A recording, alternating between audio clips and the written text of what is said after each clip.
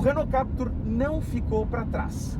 Também teve atualizações no visual, ainda que sutis, e trouxe um motor 1.3 turbo na mesma linha do que já está sendo oferecido pela Jeep. E é com a versão Iconic, a top de linha do modelo, que a gente vai fazer um teste hoje, e a gente já está na estrada para experimentar em detalhes como é que esse carro se comporta.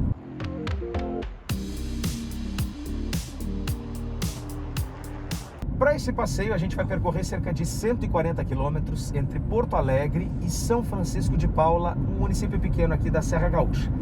A gente vai andar aqui por estradas duplicadas, estradas que não são tão grandes quanto a rodovia do Parque, um trecho de serra de pista simples e também ainda um trecho de terra quando a gente chegar lá em São Francisco de Paula para poder avaliar o Captur em todas as condições de uso. Então, se tu gostar do vídeo, não te esquece, te inscreve aqui no canal do Veículos e Velocidade e também ativa o sininho.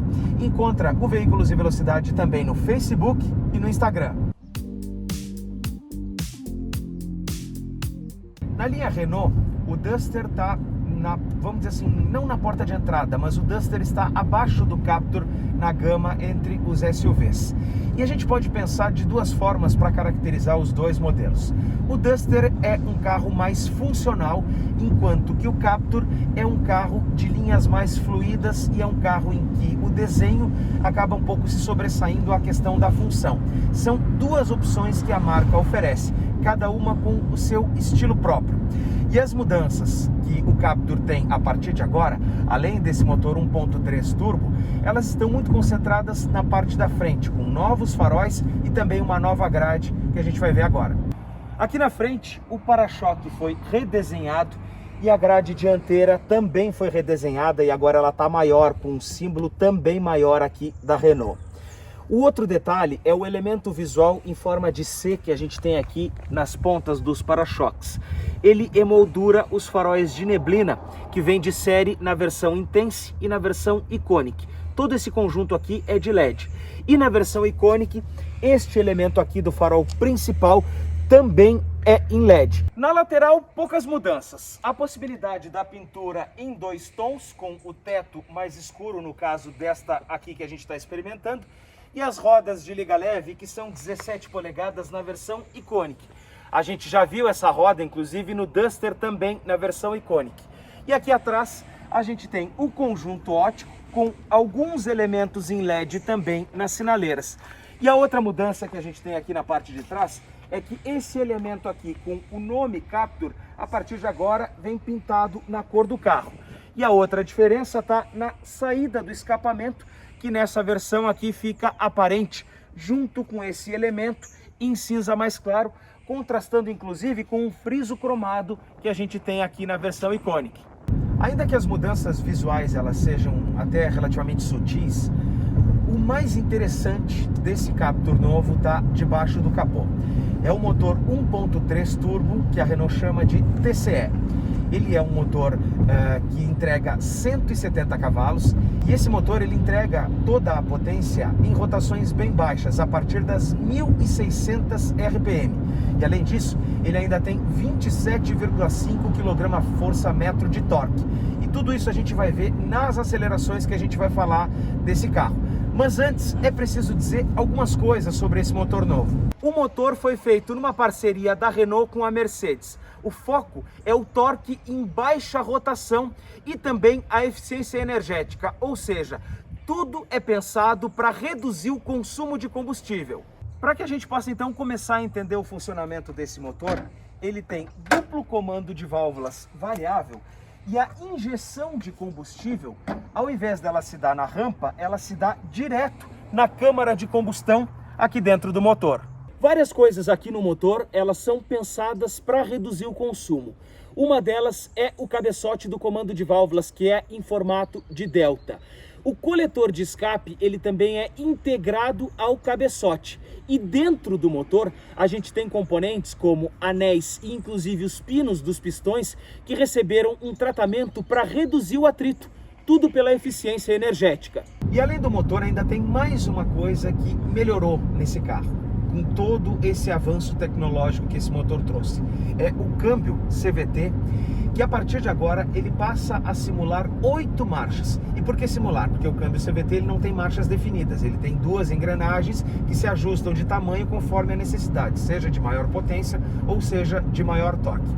Só que a partir de agora, esse câmbio passa a simular as marchas e acaba com aquela impressão ruim que o câmbio CVT tinha, quando em aceleradas, em retomadas, o giro fica estancado lá em cima e não baixa nunca e parece que o carro está deslizando.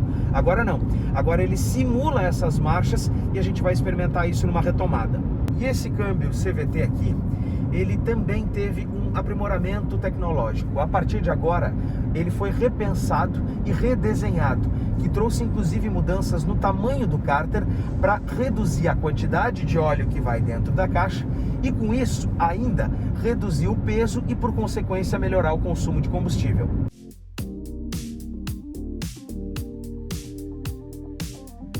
Então, para a gente poder avaliar o desempenho desse motor turbo, a gente vai fazer uma retomada aqui. Eu estou a 70 km por hora e vou acelerar até o 100. Vou tirar do modo eco, afundei o pé. Olha só como o Captur ganha velocidade, 85, 90, 96, 97, 101. O que a gente pôde perceber aqui com essa movimentação do Captur? O câmbio realmente faz essa simulação das marchas, a gente percebe que o ponteiro do contagiros não fica estancado lá em cima, né, como já aconteceu na Duster com o câmbio CVT que a gente viu. A Duster, ela fica com o ponteiro sempre com giro alto enquanto o carro vai ganhando velocidade de forma gradativa. Agora, esse motor turbo, ele tem uma outra característica muito interessante. Esse motor, ele, ao contrário daquele que a gente viu na linha da Jeep, ele faz o Captur ganhar mais velocidade, mas de uma maneira mais silenciosa, ele não grita, ele não tem tanto ronco. Então, de uma maneira mais suave, o carro consegue fazer essas acelerações progressivas. E ele realmente ganha velocidade e é muito mais eficiente do que o antigo 1.6 e do que o antigo 2.0. Faz esse carro ter boas retomadas com uma economia maior de combustível.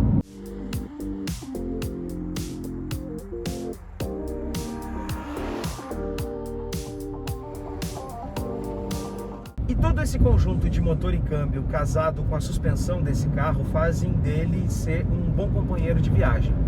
Primeiro porque a suspensão, ela transmite uma firmeza muito grande. Eu fiquei com esse carro 2 dias e eu consegui comprovar, inclusive, que em ruas de pedra irregular, por exemplo, ele passa por cima de tudo e filtra tudo sem problema nenhum. Ele tem uma firmeza muito grande para andar no calçamento, para passar por cima de imperfeição, para passar por lombada e qualquer outro tipo de condição que a gente tenha mais irregular. Eu vou testar, inclusive, ó, vou jogar ele para cima do tachão, olha só. A gente aqui dentro quase não sente o barulho do tachão. E percebe o seguinte, que a suspensão tem uma construção bastante firme e que ele praticamente não sente nada passando por cima desse tipo de imperfeição. O carro se mostra robusto, se mostra bastante firme. Somado a isso, a gente tem também um bom ângulo de ataque, um bom ângulo de saída e cerca de 20 centímetros de altura livre do solo. Tudo isso faz esse carro ser bastante valente e o principal, bastante apropriado para andar em ruas e estradas, tanto aqui do Rio Grande do Sul quanto do resto do país. Como eu disse, vão ser vários trechos que a gente vai fazer com esse carro e a partir de agora a gente já tem aqui a nossa primeira média de consumo.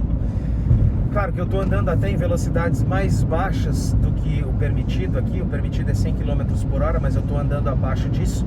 E a média que a gente está fazendo é só de estrada. Eu zerei o computador de bordo quando a gente saiu para a estrada.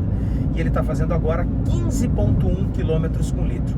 É uma média muito boa, é uma média excelente para esse carro, principalmente porque a gente está falando de um SUV.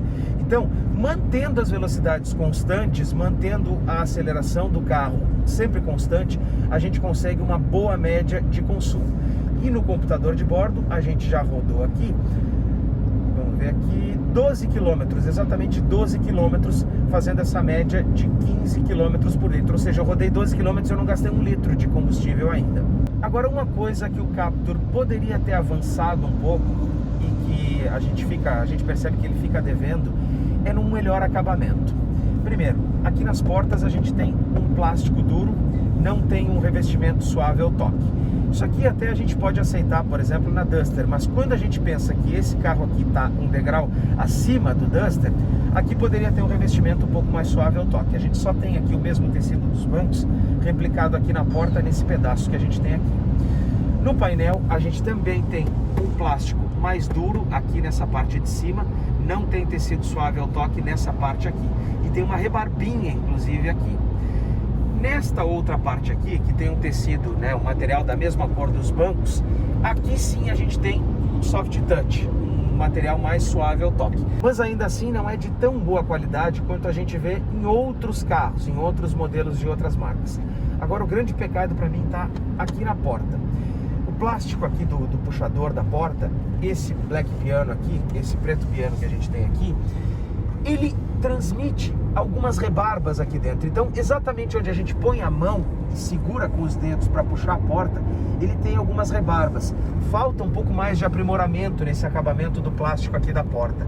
Então a gente sente que, dependendo até da posição em que a gente colocar o dedo aqui na porta, talvez ele até possa machucar.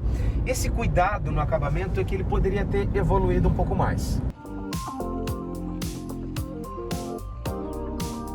E uma outra coisa que o Captur poderia ter evoluído um pouco mais é na questão do cluster, aqui no painel de instrumentos.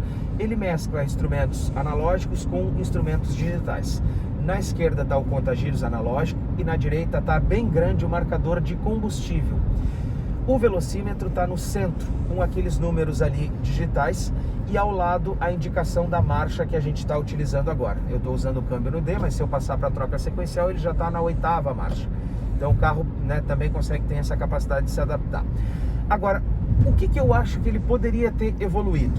Ao invés de dividir a tela ali, porque na parte de cima a gente tem o computador de bordo com apenas 2 linhas de informação e em caracteres, inclusive, que para a gente poder comparar, se assemelham aí a de caracteres de calculadoras mais antigas, por exemplo, né? Essa visualização ela já está um pouco ultrapassada. O mesmo tipo de caractere está replicado ali na questão do velocímetro. Eu acredito que talvez uma tela maior, com uma resolução um pouco maior, poderia funcionar melhor para esse carro aqui, poderia mostrar um pouco mais de evolução tecnológica, porque aquela telinha pequenininha, ela reúne apenas uma informação no computador de bordo. Então, para que a gente possa ver todas as informações que a gente tem ali, por exemplo, distância percorrida, velocidade média, temperatura do carro, o consumo do carro, o próprio controle de cruzeiro, a gente precisa passar tela por tela. E já tem outros carros que têm uma tela maior e que poderiam reunir várias informações numa mesma tela. A própria EcoSport, ainda que já nem existe mais, ela já reunia várias informações de consumo numa mesma tela. E o motorista tinha uma melhor condição de visualizar tudo ao mesmo tempo. E aqui não. Aqui cada informação está numa tela específica que a gente tem que ficar passando uma por uma aqui no volante. O volante, ele está seguindo agora a mesma linha do Sandero top de linha, a mesma linha da Duster, é o mesmo volante. O volante, ele é bonito. Ele é bonito e ele tem uma pega muito boa, porque o desenho dele não é redondo aqui. Ele é um pouco mais achatado, mas a gente consegue apoiar muito bem as mãos aqui. E ele tem o tamanho adequado para uma mão, por exemplo, um pouco maior. Eu gostei muito de segurar ele. Tem esse aplique em cinza aqui e os botões. Na direita é o botão do computador de bordo e na esquerda é o botão do controle de cruzeiro e do limitador de velocidade que a gente pode utilizar. Ou seja, tem outros carros que é exatamente o contrário, né? Então, quando a gente troca, sai de um carro e pega outro, a gente precisa se adaptar. Mas está tudo aqui na frente. Um outro comando que a Renault usa há muito tempo e que eu acho interessante é o comando satélite aqui para o sistema de mídia. Através desse comando satélite eu aumento ou reduzo o volume e avanço ou retrocedo as estações de rádio ou a música que a gente está escutando de algum pendrive. Tem gente que não gosta desse comando satélite, mas depois que a gente acostuma com o tato dele, a colocar o dedo exatamente aonde a gente quer, por exemplo, para aumentar o volume, é muito mais fácil. Então é muito mais intuitivo, muitas vezes, do que a gente procurar botões que estão escondidos atrás do volante ou botões aqui na frente. O comando satélite a gente sabe que reúne todas as funções do rádio, elas estão todas ali e é mais prático da gente utilizar. E o ar-condicionado dessa versão do Captur, ele é automático, porém não é um ar-condicionado digital como a gente já viu em outros carros. Ele é um ar-condicionado analógico. Mas ele é automático porque ele tem a função auto, inclusive, que eu posso acionar aqui, e tem também a graduação das temperaturas, em que a gente pode inclusive colocar aqui, por exemplo, ó, ir de 1 em 1, né? 18, 19, 20, 21, e ele vai permanecendo sempre nessa temperatura. Posso mudar a função aqui, né? A posição do do vento e também ligar o desembaçador dianteiro e traseiro por esse painel. Então é isso, ele é um ar-condicionado que é automático, ele mantém a temperatura que a gente estabelece, mas não é um ar-condicionado digital e também é um ar-condicionado de simples zona, não tem zona dupla, ele tem apenas uma temperatura que ele pode gerar aqui dentro do carro. Agora, se o acabamento ele deixa um pouquinho a desejar, a posição de dirigir do Captur é excelente e eu arrisco a dizer que é uma das melhores entre os carros que eu já experimentei aqui no canal. Porque o banco, eu gosto de dirigir com a posição mais para cima, então ele, mesmo que eu não levante, ele já tem uma posição mais elevada. E como eu gosto de dirigir com a posição mais elevada, eu ainda levantei a altura do assento. Então ele me proporciona uma visão praticamente panorâmica aqui. Os espelhos são grandes, os vidros são grandes, esse vidro aqui auxilia muito, inclusive esse recorte aqui. E o para-brisa também. Então a visibilidade desse carro para frente e para os lados é uma visibilidade muito boa. Faz o carro realmente nos parecer seguro e muito confortável para dirigir. O banco me apoia bem, ele é um banco inclusive bonito e bem confortável. Aqui atrás a gente estava conversando agora dentro do carro e ele tem um espaço até relativamente bom. À primeira vista não parece que ele tem tanto espaço, mas ele também é um bom espaço. E aqui do lado, no passageiro também, o banco ele tem a mesma posição, um pouco mais elevada e nos permite essa visão já panorâmica aqui dentro do carro. O conforto dele é muito bom para viajar.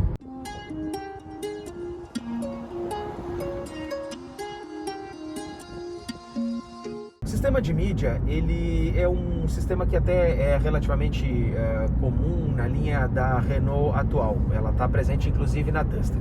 Ele tem possibilidade de conexão com smartphones, não tem navegação integrada e tem também aqui o Drive Eco, que é uma característica da Renault que me pontua inclusive para a minha condução. Agora eu estou com uma pontuação até boa, 88 de 100. Conforme a maneira como eu estou dirigindo, a maneira como eu estou andando com o carro. Também tem possibilidades da gente fazer uma personalização aqui dessa tela inicial e tem várias configurações ainda nesse sistema multimídia. Esta versão Iconic, ela traz de série o sistema multivisão que também está presente lá no Duster. E aqui ele tem 4 câmeras, uma na frente, outra atrás e duas, uma de cada lado. E a partir desse sistema, então, a gente consegue manobrar o carro. A câmera traseira, inclusive, tem linha de guia dinâmica que mostra para onde que a gente está andando numa hora da manobra. As versões do novo Captur são a Zen, a Intense e a Iconic. Elas partem de 124 mil e podem chegar a 138 mil reais na versão Iconic. Todas elas já têm os vidros elétricos, travas elétricas, câmera de ré, sensor de estacionamento traseiro, tudo isso já vem de série aqui no Captur.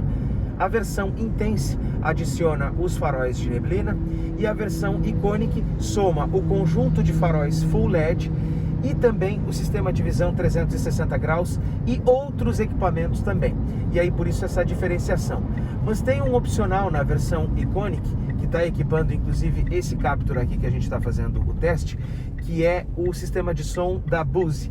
Esse sistema ele melhora bastante os graves e comparado inclusive com outros que a gente já testou, a gente pode dizer que ele é um som muito bom até. Ele tem graves bons, ele tem uma boa qualidade sonora. Não é um som ótimo, como a gente já viu aqui no canal, para a gente poder estabelecer essa escala. Não é um som ótimo, mas ele é sim um som muito bom. E é bom também quando a gente já tem esse tipo de equipamento instalado de fábrica, porque aí a gente não tem que levar, por exemplo, o carro, tira da concessionária e leva numa loja de som para que se abra todo o revestimento que já foi colocado aqui na fábrica para colocar um alto-falante melhor. Não, já está tudo de fábrica, então por isso que vale a pena esse investimento para quem quer apreciar um som de melhor qualidade.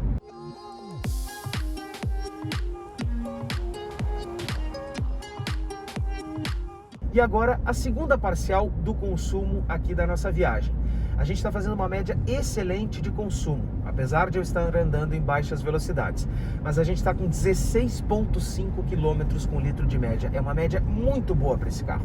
Agora, claro, é uma média de consumo andando assim a 90, 80 km por hora, em baixas velocidades. É lógico que um motorista comum vai conseguir um consumo um tanto quanto pior do que esse, porque vai andar em velocidades mais rápidas, em vias normalmente se pode conduzir de uma maneira mais rápida e um pouco mais apressada. Agora, aqui o consumo instantâneo 15, a gente ainda tem 240 km de autonomia e 39,5 km percorridos. Isso é o que eu queria dizer também para vocês. 39,6 km percorridos, dos cerca de 140 que a gente vai andar, e esse consumo aí de 16 km com litro. E a velocidade média, que é interessante também da gente pontuar, é de 78,2 km por hora. Então é claro que numa velocidade baixa o consumo melhora bastante. Agora a gente vai ver lá depois na estrada em que é sinuosa, na serra, a gente vai poder avaliar o desempenho do motor e também a mudança no consumo de combustível.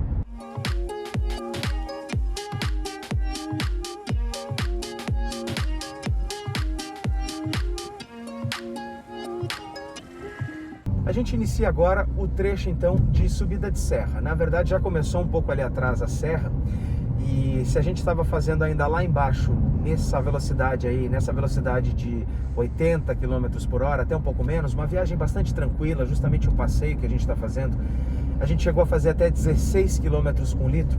Agora aqui subindo a serra nesse trecho, a gente já baixou essa média para 14,8, 14,9 está aqui. Então é claro que na subida, né, na lomba e nas curvas, a gente iria ter um prejuízo. Mas é interessante a gente avaliar o comportamento do Captur nessa condição de uso que a gente tem. O asfalto bastante ruim, cheio de buraco, e a suspensão é muito firme. A gente vai passar por esse trecho agora aqui, ó, que está bem feio, ó, e a gente pode perceber a solidez dessa suspensão quando ela passa por cima da imperfeição. Ela é uma suspensão que não fica balançando, não fica jogando um carro para um lado ou para o outro.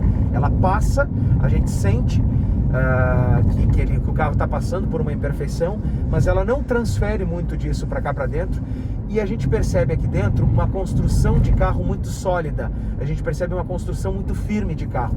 E a adaptação, né, desse modelo para andar em estrada em uma condição adversa. Vamos aproveitar que a gente ainda tem um trecho aqui de serra para eu apertar um pouco o acelerador e eu vou ver como é que ele se comporta em termos de desempenho. Acelerei um pouco, mais um trecho de buraco, vou fazer uma curva um pouco mais rápida aqui, ó, até um pouquinho acima aqui, mas é justamente para a gente poder ver como é que ele se comporta. Ganha velocidade muito rápido esse motor turbo, ele acelera rápido. E agora a curva mais fechada, vamos reduzir um pouquinho, ela vai agarrar, está inclinando um pouco, mas não é tanto, me surpreendeu até. Ela fez a curva bastante rápida, mas ela se segurou na curva e não inclinou. Ela fez uma inclinação mínima, mas manteve a trajetória. Então, o conjunto de suspensão desse carro, apesar dela não ser um conjunto independente nas quatro rodas, ele é um conjunto muito adequado e muito assentado. Apesar dele ter os 20 centímetros de altura de distância do solo, ele se segura bem e ele tem uma capacidade de transpor obstáculos e se agarrar bem nas curvas e fazer uma viagem segura e tranquila.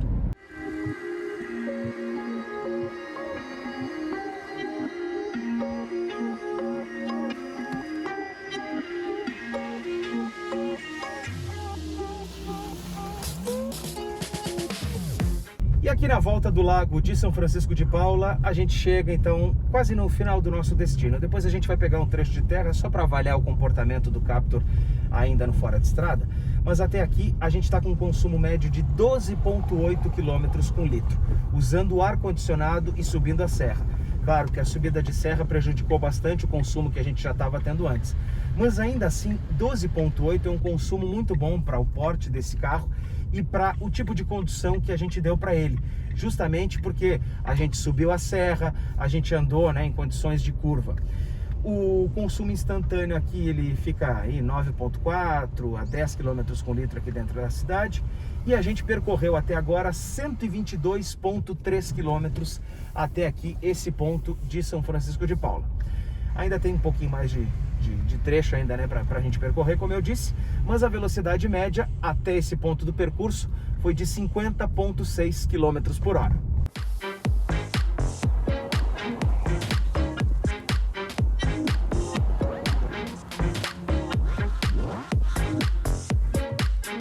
E aqui na terra a gente consegue avaliar também um pouco do desempenho do Captur, exatamente nessa condição fora do asfalto.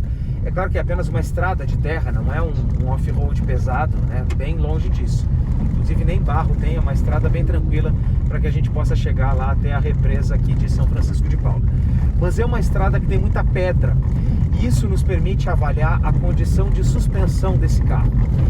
Primeira coisa, a altura livre do solo, de mais de 20 centímetros que ela tem, nos permite passar por tudo isso aqui sem problema nenhum, sem imaginar que ela vai bater, que ela vai raspar, que ela vai encostar em algum lugar. Bem pelo contrário, ela supera tudo sem nenhuma dificuldade em termos de altura. E outra coisa que a gente percebe é a firmeza do conjunto, porque a suspensão desse carro ela é muito consistente, ela é muito firme, muito adequada para transpor isso aqui. Ela não transmite, por exemplo, fragilidade, não dá fim de curso. O carro parece bem adequado para andar nesse tipo de condição que é um pouco mais adversa. A única coisa que eu notei é que, como esse carro não tem tração 4x4, ele tem apenas um controle de tração que pode ser desativado, e o pneu dela também é um pneu de asfalto, né? O pneu desse carro ele é um pneu de asfalto. Em algumas situações de pedra, ele até tende a sair de traseira, né? Ele até tende a se desestabilizar. Mas isso é facilmente controlado aqui pelo motorista. É só o motorista manter o controle e também não acelerar tanto esse carro. Agora, aqui ó, sulcos no meio da estrada, pedra, valeta, buraco. Por tudo isso a gente passa sem precisar nem reduzir a velocidade, porque o conjunto de suspensão é firme e a altura do solo que esse carro tem nos garante uma condição bem tranquila. Eu estou aqui a 50 km por hora nessa estrada, a vibração é até relativamente pequena, perto do que a gente já viu em outros modelos, principalmente porque essa é uma estrada com muita pedra e ela não passa muita coisa para cá. Ela passa por cima do obstáculo, a gente vê que o carro sobe na pedra e desce e ela fica firme, ela não fica balançando nem chacoalhando. A suspensão é interessante e adequada para esse tipo de uso. Então, para quem vai pegar um carro desses aqui, né, para quem vai comprar um Captur e está pensando nesse tipo de passeio no final de semana, numa ida para o sítio, numa viagem, né, um pouco diferenciada, ela é adequada sim, ela pode nos levar a alguns lugares que a gente consegue explorar um pouco além do fim do asfalto.